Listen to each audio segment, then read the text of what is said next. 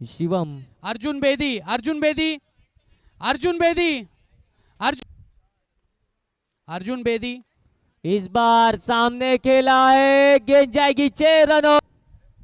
ये आपका trophy collect कर लीजिए मैन ऑफ द मैच का।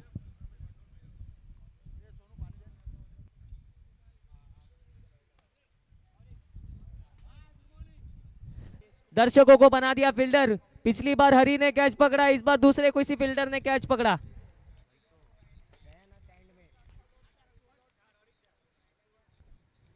बहुत ही बेहतरीन बार बल्लेबाजी साहब की। सोहेल तेरा ट्रॉफी ले ले।